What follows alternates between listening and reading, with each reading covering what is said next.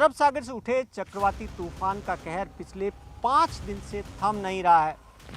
गुजरात से राजस्थान में कच्छ के रण से बाकासर से ये चक्रवाती तूफान एंटर हुआ।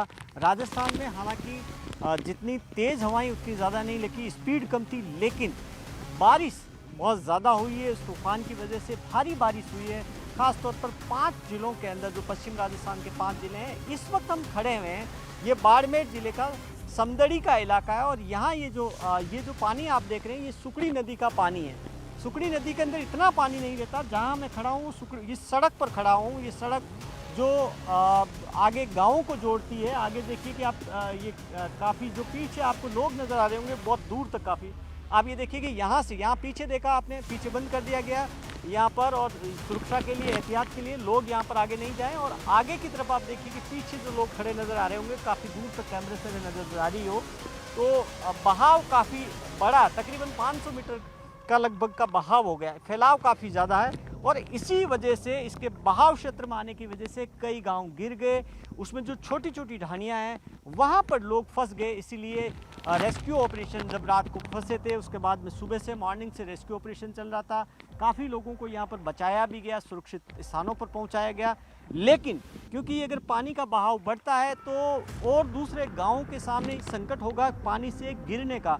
एक कोटली गांव है जिसके बारे में कहा जा रहा है कि वो पानी से गिर रहा है, और इस सुकड़ी के साथ में एक लूनी नदी है। तो अगर दोनों नदियों के बीच के जो गांव आते हैं उनके सामने ये मुश्किल होगी। और इसी वजह से आप देखिए कि ये जो पानी का बहाव, आप बताइए कि अंदर ज़्यादा गहरा है। सर यहाँ से आगे ये 9 से 10 फीट पानी का पानी का बहाव गहरा है। थोड़े आगे आइए। हाँ, थोड़ा तो आप और आगे रहिए सर, उधर बहुत तेज है बहाव। अच्छा, इस सड़क के ऊपर 9 से 10 फीट पानी का बहाव चल रहा है इस समय। अगर हम थोड़े से आगे चले जाएं तो गिरने की स्थिति रहती है। पानी का बहाव ज़्यादा है, बहुत तेज, ज़्यादा बहाव है वहाँ पर आगे नहीं जा सकते आप। और वहाँ पर कम से कम मेन जो आगे दिख रहा है आपको धारा, वहाँ पे 10 फीट पानी सड़क के ऊपर चल रहा है। डूब जाएंगे उसमें सर। बात करेंगे सरपंच साहब से, हमारे साथ बीडीओ साहब है कानाराम जी।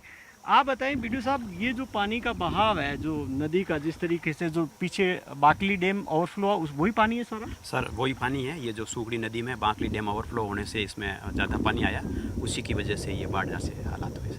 अब ये आगे पानी कहाँ जा रहा है? ये पानी यहाँ से रानी दुष्यपुरा के पास में लूनी नदी के अंदर शामिल हो जाता है।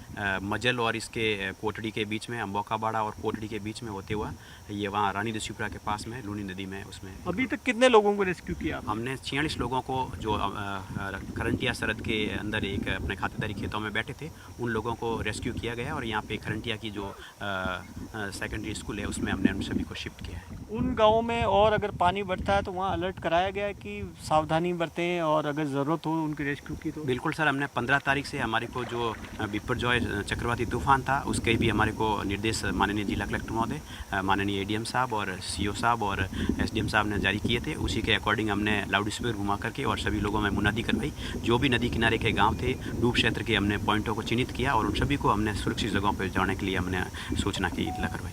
राजन सिंह जी, इसी गाँव के यहाँ डीडीएस का निवासी हूँ, सरपंच प्रतिनिधि।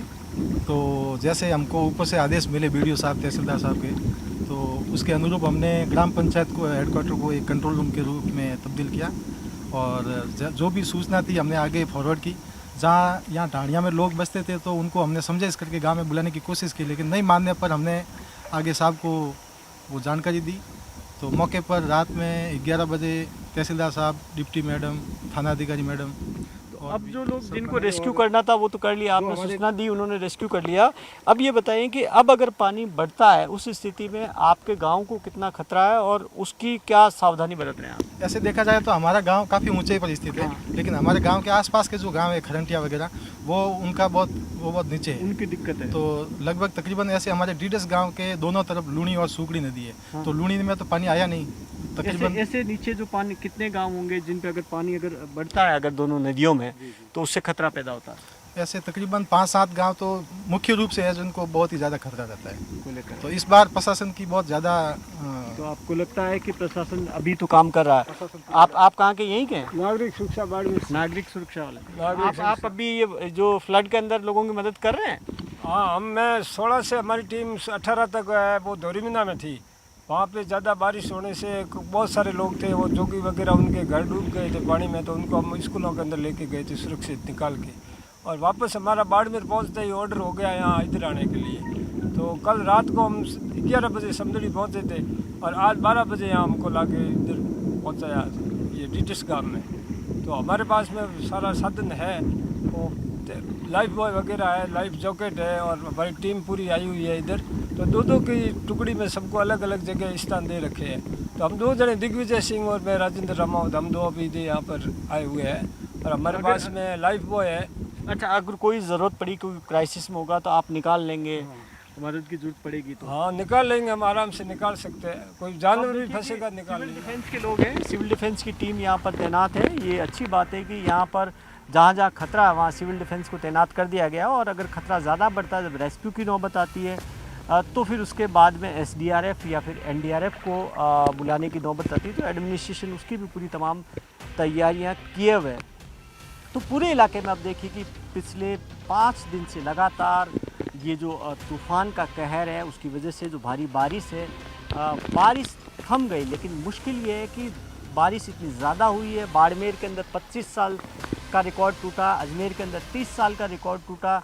इसी तरीके से पाली, जालोर, सिरोही की भी यही स्थिति। ये इतनी भारी बारिश है, इस वजह से जो डैम बने हुए थे, बांध बने हुए थे, उनकी क्षमता कम पड़ गई, वो ओवरफ्लो होने लगे या कुछ जगह पे बांध टूट गए। इसलिए ये दिक्कत राजस्थान में इस वक्त काफ़ी ज़्यादा है।